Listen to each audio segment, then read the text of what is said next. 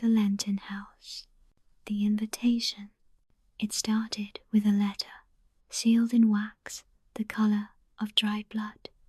Julia Wren was used to odd requests. As a freelance photographer for an urban exploration magazine, she'd spent the past 10 years chronicling the remains of forgotten hospitals, churches swallowed by ivy, and hotels still echoing with the laughter of guests long dead.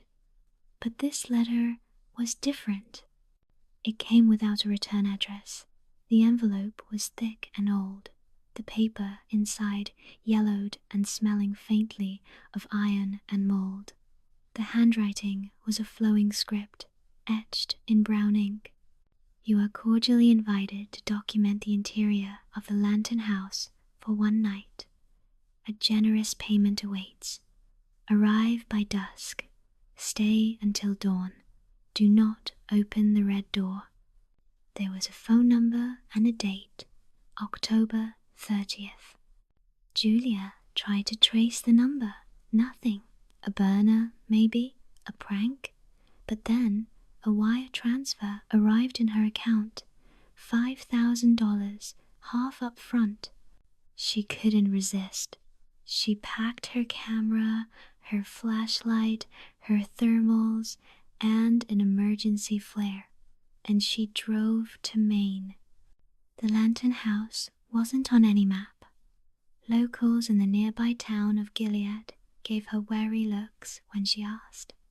Finally, an old man in a diner told her the way, sketching a crude map on a napkin, then folding her hand around it like a warning.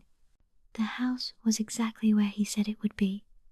It stood on a hill, cloaked in black pine and fog, its upper windows blinking like eyes behind curtains of web and grime. Its steep gables were laced in rot. Lanterns, real flame-lit ones, burned on every corner of the property, an eerie welcome. Julia parked her jeep on the gravel path and approached. The porch creaked like it remembered footsteps. The front door opened without touch. The air inside was cold, not the kind of cold that came with age or draft, but the cold of things that shouldn't breathe. Her camera lens fogged. Then something shifted. A voice, not a sound, but a thought, slithered into her skull. "Welcome, Miss Wren." She spun. No one, but the door slammed shut behind her. The first hour. The house was silent, save for the muffled tick of a grandfather clock that seemed to move out of sync with time. Julia began taking photos, her flash illuminating dust motes and faded wallpaper printed with lilies turned grey. Everything felt preserved, but not in a museum way, preserved like something trapped in amber. She entered a drawing room with portraits hanging askew.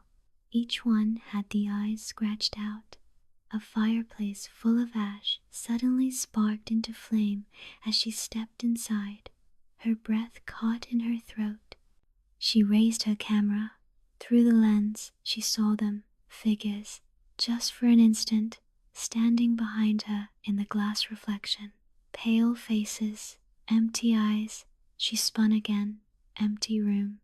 A sudden knock. From inside the house. It came from upstairs.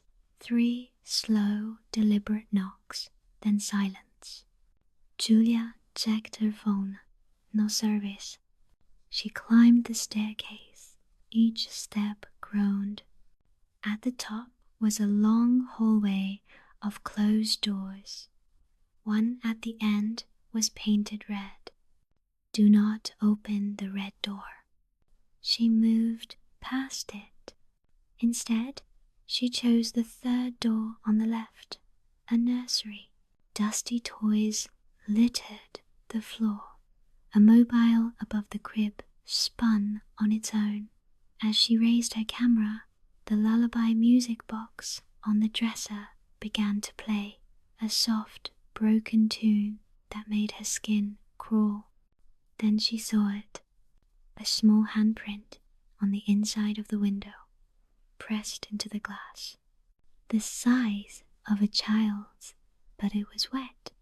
The air grew thicker, the cold turned to damp.